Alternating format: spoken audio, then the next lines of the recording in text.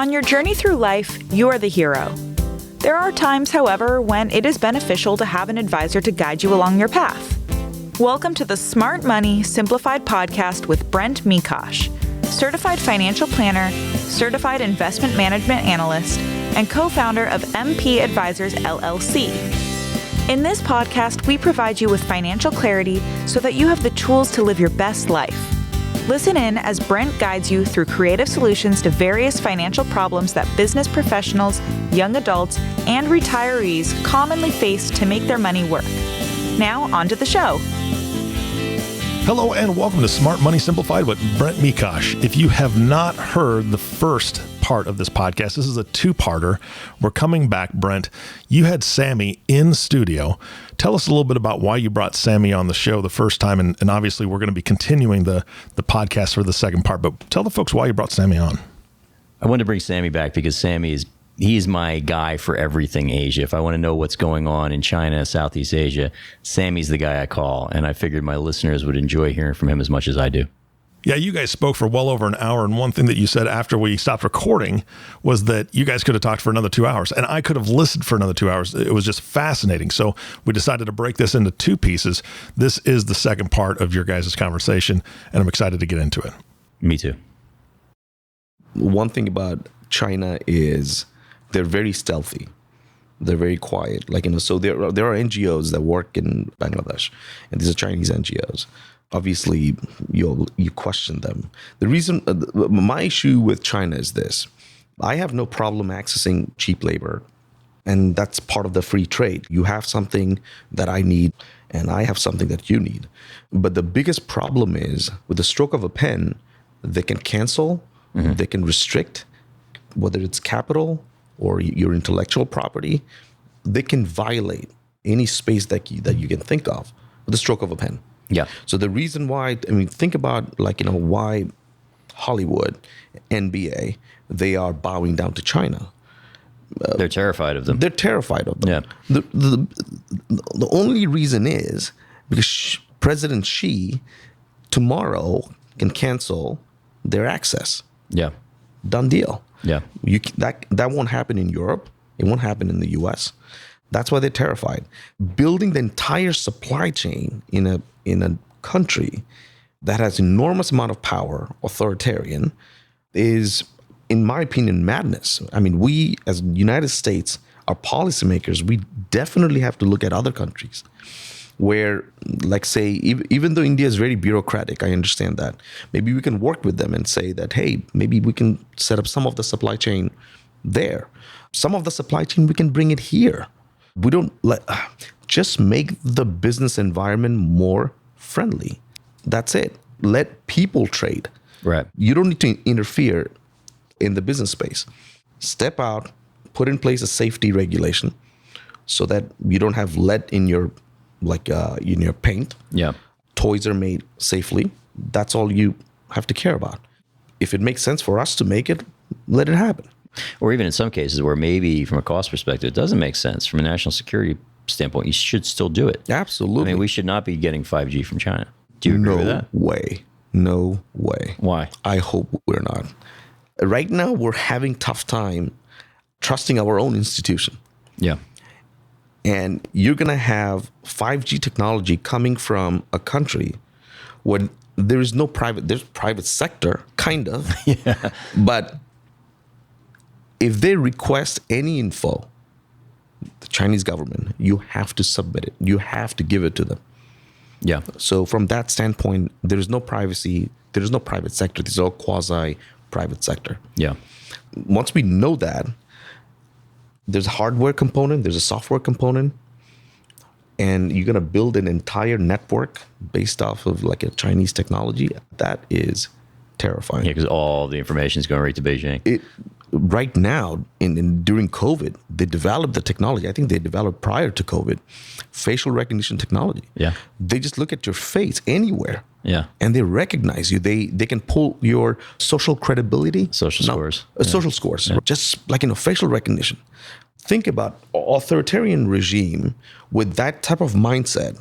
Their advantage is they can develop technologies and deploy it and get better at it Whereas us, we can't deploy that kind of technology. You may have it, but you can't deploy it. There's certain a degree of pushback, which is, I would argue that we're getting a little more authoritarian in our own right here in the United States, but there's a certain degree of pushback that we're still very fortunate to have.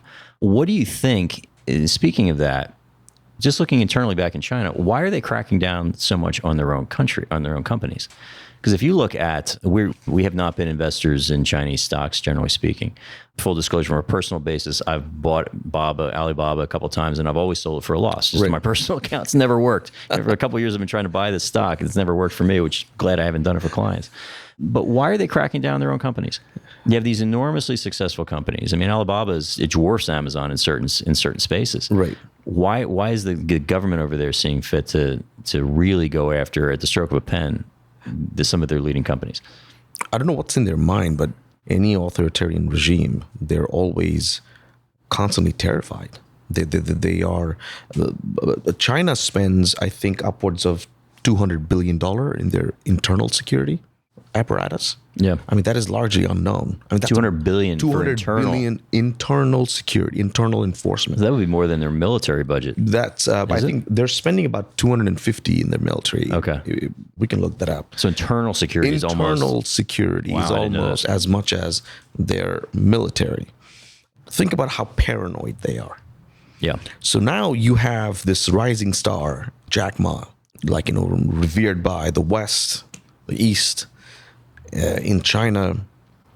Do we know where he went? Because he disappeared for a couple months. Gone. Yeah. It's okay. We can take good care of you, Jack. Bye-bye, Jack. I mean, he's back, but people thought he was dead. I mean, this would be like Jobs. Yeah, he's back. He's back? He's back, yeah. Oh, wow. This would be like Steve Jobs disappearing for 3 or 4 months. Right. And no one knowing where he went back when he was still alive. Right. And this is not the first time. Or Bill Gates or Elon Musk or something. It's the same thing. Exactly. Yeah, he's back. I mean, they will tell you when you're crossing the line. Right. And I think nobody is immune. So can a society, I'm a sci-fi fan. Right.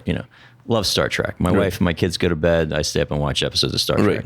When I think of China, I've been there once. It was a while back. I was staggered by what I saw in terms of the development growth that they've had. But I view them as the Borg. And for those Star Trek fans, the Next Generation, it's basically this monolithic, almost this giant single mind thing that comes and just eats everything in its path and assimilates it. And that's kind of how I view China. I mean, you think is that an apt analogy? And I could be very wrong with this, but there doesn't seem to be there's no underpinning moral code. It's almost like an amoral machine that just seeks to grow and grow and grow and get more and more powerful. That's scary. Yeah, is that accurate or no? Yeah, I mean, you've done business over there. I haven't. Okay, so when you go to China, you land.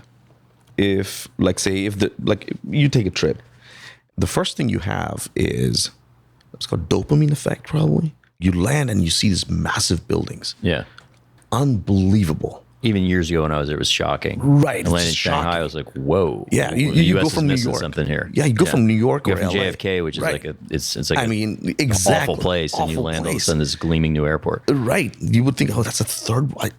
What is this? Yeah. So now that basically sometimes that could lead you not to ask questions.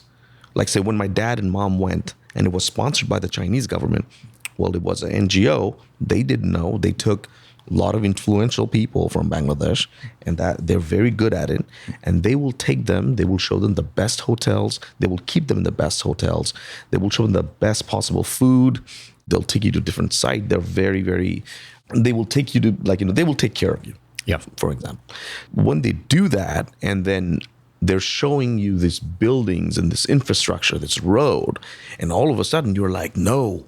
China is the next United States. This will be the next giant. It is China. I have an uncle who owns a massive apparel factory. Yeah. So he imports a lot of machineries from China, and he's a China fanatic. Yeah.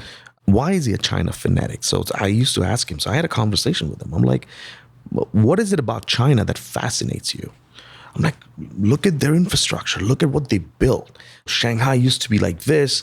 We all appreciate the fact that they brought 800 million people out of poverty. Fantastic. No other civilization has ever done that. With a huge assist from the United States against our best interest, I think, by the way. But absolutely. Yeah. would you park your money there? That's the thing, is because again, you've got to have, and this is why I'm kind of dumbfounded by what's happening with them cracking down on their biggest companies, because the way that most people don't realize when I bought shares of Alibaba, for example, I didn't buy shares of Alibaba. I basically have an agreement with a holding company in the Cayman Islands that has an agreement to share profits with Alibaba. Right. It's not a real stock. Exactly. And at what point then could the Chinese government say, yeah, you can't do that anymore? And then as an outside investor, you're out of luck. And I've been thinking a lot about that because I've been looking at, because I'm trying to look at markets that I think are undervalued. Right. And sometimes most of the time there's a really good reason they're undervalued. But sometimes there can be opportunities there. And if you look at what's going on in China, really in the last 8-10 months or so, I mean, their equity market has been pummeled, and it's just a complete lack of faith in that system. And they're doing it to themselves largely. And I'm wondering why, except for the fact that they are, as a country, ready to even maybe step it up and be more authoritarian. Because obviously Hong Kong went without a whimper. I mean, at least from the West. Right. The West didn't care. Right. All that whole treaty was violated. And now it's sorry, guys. Right. And so I wonder what are they gearing up for? Are they trying to get the population completely in line? They're also doing a lot of things. Culturally, they're making big changes in their own personal culture, where they're looking at online gaming, for example. And I'd heard this, and this staggered me, is your average Chinese person spends about 60% more time playing online games in the United States, which I thought was interesting. They're calling it spiritual opium, harkening back to the Opium Wars, the Brits and everything that occurred 120, 30 years ago, which is like a moral catastrophe for them. And they're also looking at trying to reduce feminine influences in their military. It's like they're doing a lot of things. They're almost getting themselves on a different footing. And I wonder where they're going with that. Is it that their feet are under them now, and they have a huge degree of confidence, or are there big cracks that are occurring and they're trying to put their fingers in the dike? I think that's an excellent point. President Xi, am I pronouncing it correctly? I think so, yeah. President Xi, he declared his policy moving forward would be common prosperity. We heard that before from Clinton administration. Right. Hillary Clinton, common prosperity. So moving forward, that's what they would do. So it's not your company profit margin, it is common prosperity. Right. So you have to operate. Now what they're doing is they are promoting common prosperity, business model with common prosperity, rather than pure capitalism. Right. Pure profit. I think they had a fantastic run. They showed the world what they can do with a quasi-capitalism. They allowed a little bit of quasi-capitalism, and then it flourished. Right. So in a sense, U.S. system works. Right. It does work. They know that. But at the same time, the byproduct of that is it becomes a threat to the regime. Because as private sector is accumulating enormous amount of wealth, and that's why they keep Jack Ma or other billionaires in check, because Jack Ma wasn't the only one. There are others. That's why they keep them in check. So they let them know that you can't cross the line. And once you do, we will come on hard. I forgot the name of the party, the opposition party. Within the CCP, they were more pro-real estate. The government officials were involved in real estate, and I think there was a massive corruption involving real estate deals. So that's what she is trying to clean up right now. I think that's what's going on right now, and also internal threat. Definitely, hands down. Yeah. And you wonder, they're looking across the Straits of Taiwan now and saying, right. What do you think? What do you think of that? That is just terrifying. Yeah. It is terrifying. It's just unfortunate what they did to Hong Kong. Yeah. They used Hong Kong as a conduit. As you said, when you buy stock of Alibaba, what they do is we have a special relation with Hong Kong, United States. We did. We did, Yeah. right, until exactly. Yeah. That's what they used.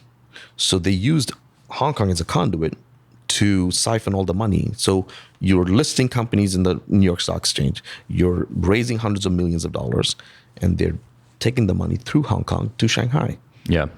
I mean, how much, like $1 trillion or upwards of $1 trillion? They siphoned it out. Yeah. That's amazing. Yes, I mean, it is a shame what happened over in Hong Kong. And I wonder, I mean, back to Taiwan, because I view, again, I'm looking at this first as a person that loves history and loves geopolitics and everything else. But I'm also like, because from an investing standpoint, I always worry about what's that thing that could happen that I don't know about.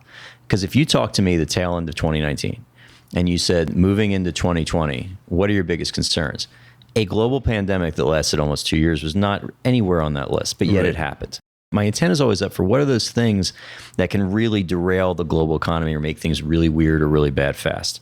Having been someone who's 4 blocks away from downtown September 11th, I mean, things happen out of the blue. I think of Taiwan, and if I were China, given again, don't want to get political here, but given how we left Afghanistan, and if I'm Russia, it's a whole other podcast. But if I'm Russia, I'm going to Ukraine tomorrow. And if I'm China, I'm going to Taiwan tomorrow. Right. I'm like, what are you going to do about it? Right.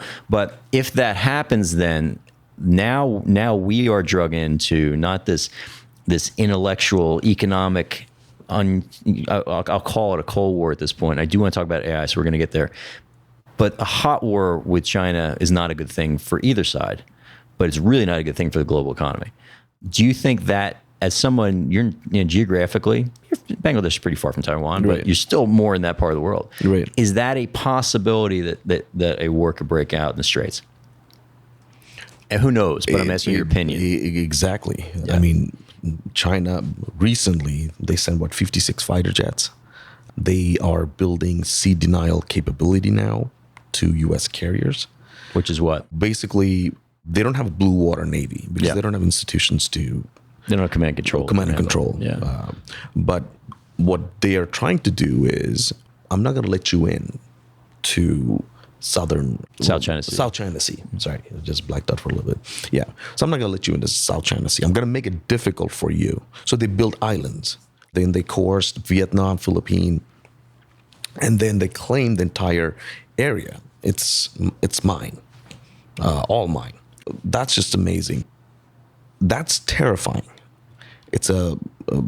Taiwan is a democracy, long been an ally of the United States. I mean, unofficially, and taken over by China. I mean, we've already seen what they did to Hong Kong, and that's exactly what happened to Taiwan. That would be, and if U.S. gets involved militarily, if there's a military engagement, and we all know it will be an Armageddon. Yeah, there is the two nuclear power nation. But even if the things, if you had I know we're getting very apocalyptic here, but I don't know that it would go nuclear. I think the next generation of any sort of a global warfare, you may have, there's obviously going to be damage, but it's going to be different in the sense that, I mean, what would a cyber attack do if you shut down the electricity grid? You're right. Both ways, not just for the United States, but, it's that electronic warfare that you could really mess things up. See, what China is doing right now, especially in the space,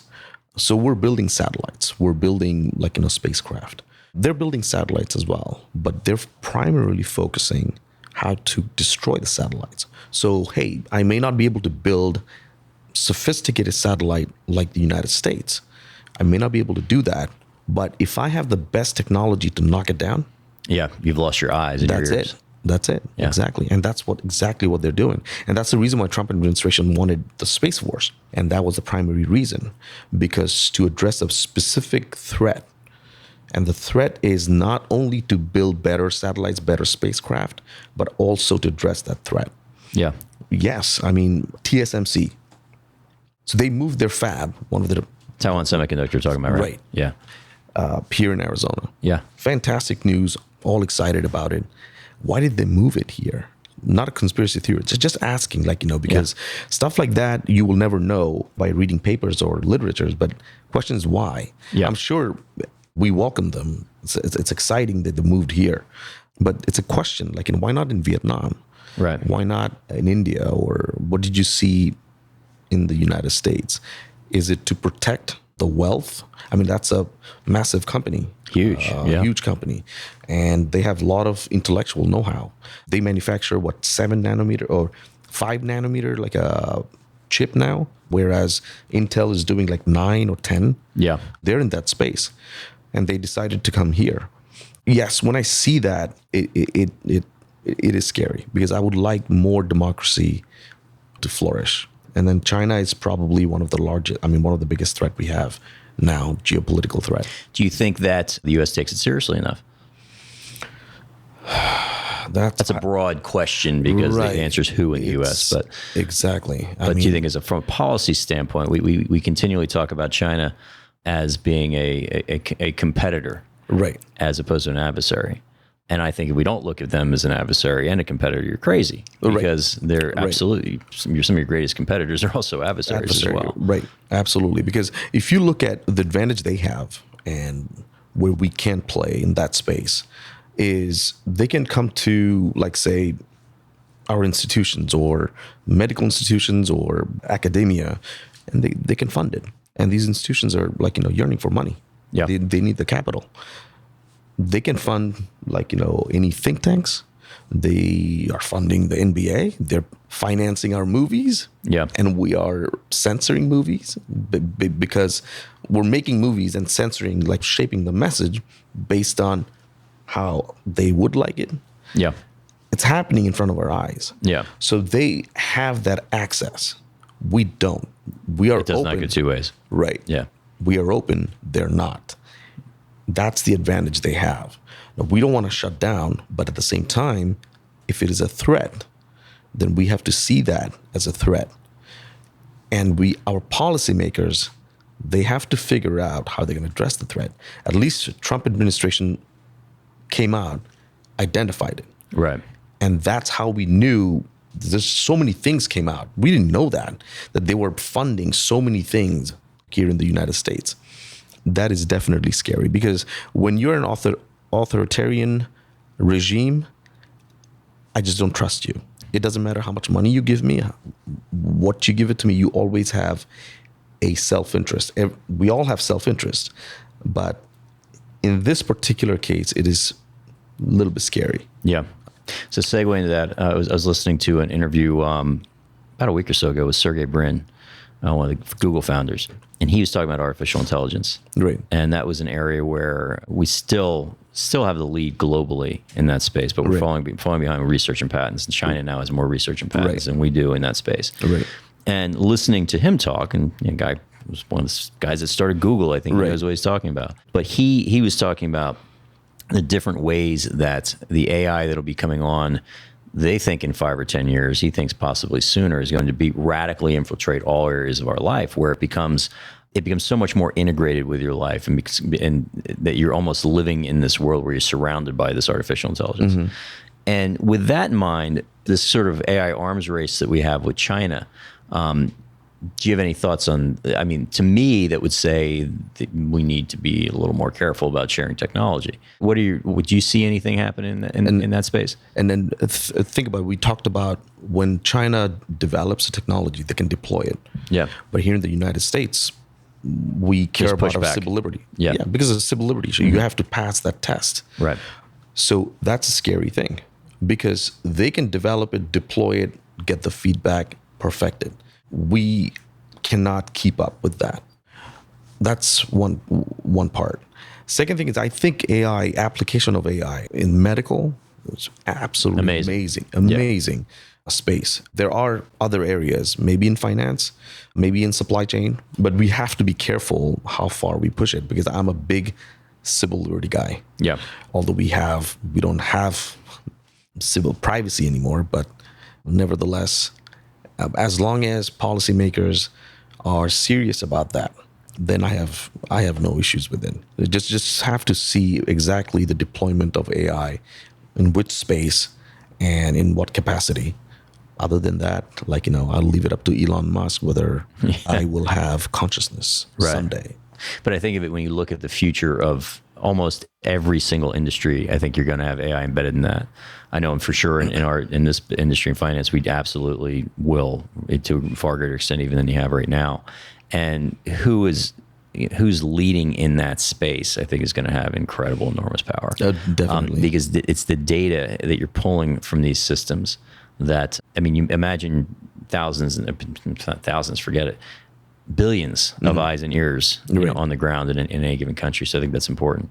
Let's talk about COVID real quick. I know Sure. I'm bouncing you all around Asia here. All right. Actually, before we get to COVID, I want to talk. So we spent a ton of time here talking about China. Great. How is, and I view perhaps wrong, so tell me if I'm wrong, but I view Bangladesh as being in the middle, kind of looking at what's going on up north in China, being like, okay, but if you're India, you've also got to be like, whoa, it's almost like if you're France and all of a sudden you have an emergent Germany before World War I, for example. Does India view China as the same threat that you and I have discussed here? Yes, definitely. They share a border. Yeah, and there's border skirmishes that occur up north there sometimes. Right. Absolutely. That is also scary. I think China is far more efficient in terms of, you want to talk about the military aspect, or where would you like to go with everything? Because I think there's so many there's so many areas. Right. I think from my perspective, because the more I look at what's happening over there, the more I think, again, and I mentioned this before, I think what we're focused on externally as a country, I think we should be more focused on what's happening in that part of the world. Okay. I mean, no question about it. And I'm just wondering if India are they sleeping well at night knowing that you're getting this enormous competitor that's getting better on an accelerated basis. Right. Okay. So let me answer it this way. Just a little bit of historical context on how Indian bureaucracy works. So we talked about like a license Raj, so series of permits and licenses that are required to start a business. That is the culture in India. Now, what happened is they want to be export-oriented country. So they want to export, they want to pull people out of poverty. So when you want to export, you cannot become an export giant without importing anything. So let me give you an example. India is, I think, one of the largest hair exporter. Okay. In the world. One of the largest. Wigs, you're talking about hair. Wigs for mannequins and yes, Okay. hair extensions. Because I think in the temple they have a sacrificial ritual, where they cut hair. That culture basically contributed to, they have supplies, large supplies. So that industry grew and they're exporting. Yeah. And guess what? Their culture is they discourage import. Right? Now, hair industry needs a glue, it's called keratin glue, which needs to be imported either from Italy or from China if you want to make the hair high value added. And that's how the Italian or Europe wants, United States wants. When they try to import it, they are subject to the same exact barriers, import barriers by Indian customs. So that's frustrating for local entrepreneurs, so they can grow as fast. So when they can't grow as fast, here's the problem. If you look at Indian workforce, 87% in agriculture, self-employed, or casual labor. Casual labor is just you go work and you get paid day by day, So only 10% salaried people. 10%. 10%. So if you want to expand that base, you have to let companies expand. So this type of import barrier, it's not letting India go where they should be because it's a blanketed approach. We will discourage import all across the board. Period. Whether we can take that import and add a ton of value and then resell it. Right. Now the companies are saying, hey, I can sell this high value added. I can add 10 salaried people, but I can't do that because of that. You cannot become an exporting giant without importing anything. Yeah. And I do not like that aspect of Indian culture. It's run by the bureaucrats. They're very, very backward, inward looking. And they do that to United States. That's why Trump administration, despite President Modi threw a massive party, I think 3 days later, he imposed 25% tariff. Fantastic. And then now they're trying to unwind what's been a cultural problem for the last 50 years, it took. That was the one thing. I've been over there 3 times to India, and that's the one thing that staggered me is you go into a hotel there and you're filling out more paperwork, at least than you were, than you are if you're buying a house here. You talk about the stamps and this and that and all the paperwork that you have. It's pretty incredible. And one more point, how that affects India's military. And this is also very, very important. So India just acquired 36 Rafale fighter jets from France. And they're into modernization program. We will modernize our military. But the problem is when things are run by the bureaucrats, and this is what happens. You need fighter jets, you bought Rafale. Fantastic. Now your Rafale cannot talk to your outdated submarines or your Russian missile battery. Right. It's all running different systems. It's all running different systems. Linux and Macs and Windows. Exactly. Yeah. So who are you fooling? Yeah. So if China is not doing that, so think about China will crush you. Yeah. If you are talking, so what India does, they talk, if anybody's listening, I mean, nothing against India. I love the Indians. The only thing is you're supposed to fool others, but don't fool yourself. When you fool yourself, you get a bad product. When you say that you have better technology than F-22, you're fooling yourself. Yeah. You have better technology than F-35s, you're fooling yourself. I love when people are ambitious. They have a goal. That's fantastic. But just hyperbolic statement like that doesn't help. By the bureaucrats, by the engineers. Now, do you think in terms of with India, because you look at China, relatively speaking, it's not a monolithic civilization. There's obviously several different subgroups within that nation, but India, was there 80 languages spoken in India? It's really an amalgamation. 16 or 17 major. Of a lot of different people. Right. And does that slow down perhaps getting more of a national unity? I think that is the struggle right now. That's a very good point. They're trying to unify, how do you unify people under common values? I think that's what they're struggling. And they have a lot of internal problems that we don't usually see. I talked to an ambassador.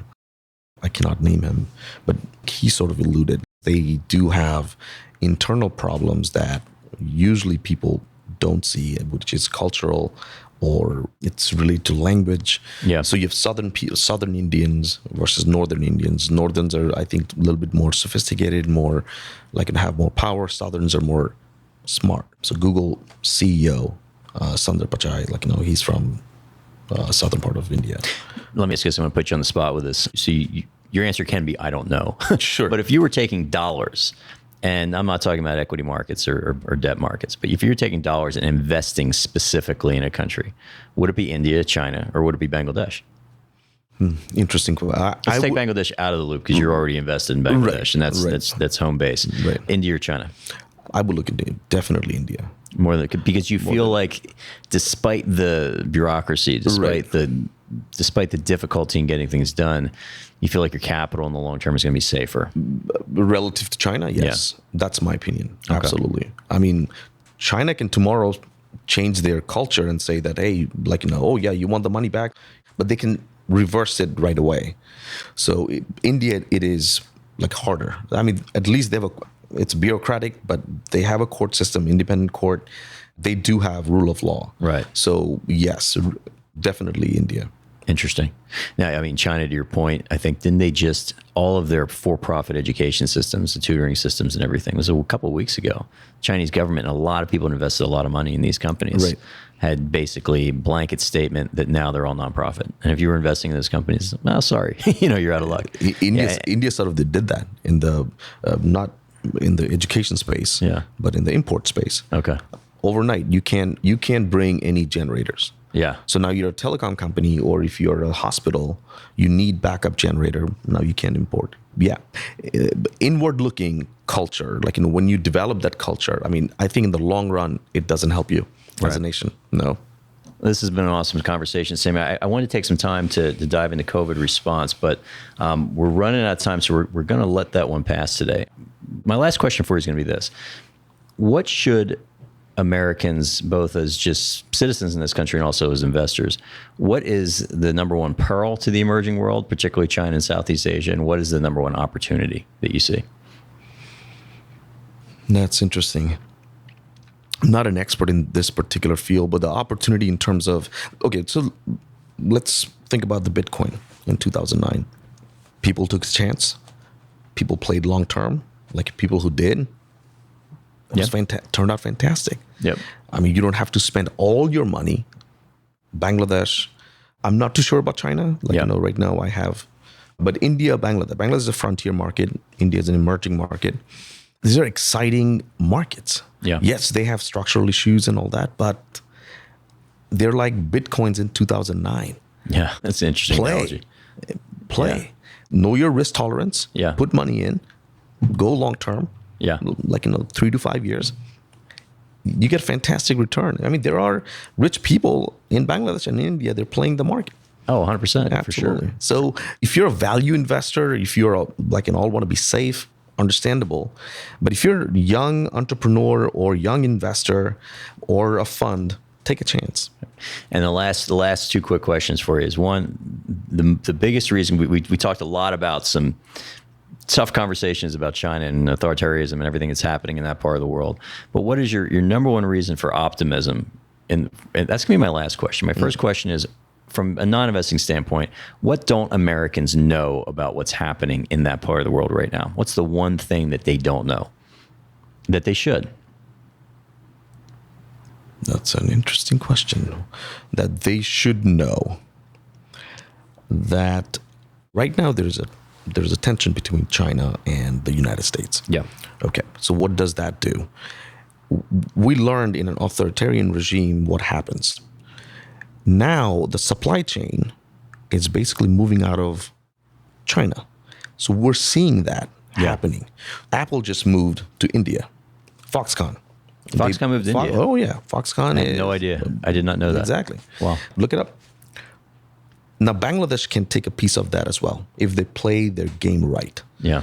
We're building exciting export processing zone. We're inviting Mercedes. We're inviting companies like BMW to assemble their cars. So this is what's happening. There are development that's happening. Yes, there are corruption. There are other issues. But at the same time, you have India. It's growing at the rate of 6.8%. Yeah. Bangladesh at the rate of 7%. Yeah. Like a $300 billion GDP. They will hit, I think, in the next 3-4 years, $500 billion GDP. Yeah. So these are opportunities. And also I think that, as Americans, the one thing that we have this miraculous machine in our hands in the form of an iPhone or whatever, and you don't realize that the amount that most of what's happening, to put that in your hand, is not happening in the U.S. It's happening outside the world. Right. And last question for you, Sami, is what are you most optimistic about for the future? Now that we didn't touch on COVID today, I'm actually kind of glad we didn't touch on COVID. I'm COVIDed out. COVIDed out. What are you most optimistic about for in the future for that part of the world, or for yourself in general? We'll leave it at that. What are you most excited about coming into 2022? We have a brokerage firm, and we have about 205 employees there. And just seeing the company grow from 2 employees to 205 right now, and then how the market is growing and how the infrastructure build up, people coming out of poverty, people have the money to spend. It creates a new opportunity for the West and for people in Bangladesh. Yeah. So that is absolutely exciting. Opportunities in medical, just name it. Yeah. Tourism, medical, telecommunication. If you're a telecommunication company, you want to be there, that's a space. Internet. Yeah, I'll leave it with this. I think that, and I say this, that despite how challenging some of the conversations have been over the last year and a half, specifically around COVID and other things, and some economic disruptions that we've had, there is, if we get this right as a country, as a people, as a species, the amount of opportunity moving forward is absolutely incredible. Absolutely. And so we talked a lot about some of the challenges and some of the dangers of what's happening in that part of the world. And I think it's vitally important that we recognize those. But again, fundamentally, the business, at least that I am in, this is an optimistic business. It's a business based on the belief that human beings will create, they're going to develop things, that the future is going to be better than the past. And anyway, Sami, thank you so much for just sharing your thoughts with me. And I know I'm going to have you back at some point in the future, because there's 50 other topics that we did not discuss. Oh, there's so many. And I thought we're going to be one podcast, and we end up having you in for 2. And I'll get better, I promise. No, it was awesome. Thank you very much. No, thank you for the opportunity. Thank you. Thank you, Eric. Gentlemen, this has been fantastic. What a wealth of information you are, Sami. So thank you so much for coming back for this second podcast. I'm so glad you were here to join us. Brent, of course, thank you for bringing him on the show. And our last thank you is always for you, the listening audience. Thank you so much for tuning in and listening to the Smart Money Simplified podcast with Brent Mekosh. If you have not subscribed to the podcast yet, please click the subscribe down button below. This way, when Brent comes out with a new podcast, it'll show up directly on your listening device. This makes it really easy to share these podcasts with your friends and family. Again, thanks so much for listening today. For everyone at MP Advisors, this is Eric Johnson reminding you to live your best day every day. And we'll see you next time. Thank you for listening to this episode of Smart Money Simplified Podcast. Have any questions about topics covered during the show? Visit www.smartmoneysimplified.com or give us a call at 602-255-0555. Don't forget to click the follow button below to be notified when new episodes become available. The information covered and posted represents the views and opinions of the hosts and/or guests and does not necessarily represent the views or opinions of Raymond James Financial Services Incorporated. The content has been made available for informational and educational purposes only. The content is not intended to be a substitute for professional financial advice. Always seek the advice of your financial advisor or other qualified financial service providers with any questions you may have regarding your individual situation. Securities are offered through Raymond James Financial Services Incorporated, member FINRA, and SIPC. Investment advisory services offered through Raymond James Financial Services Advisors Incorporated, MP Advisors LLC, is not a broker/dealer and is independent of Raymond James Financial Services.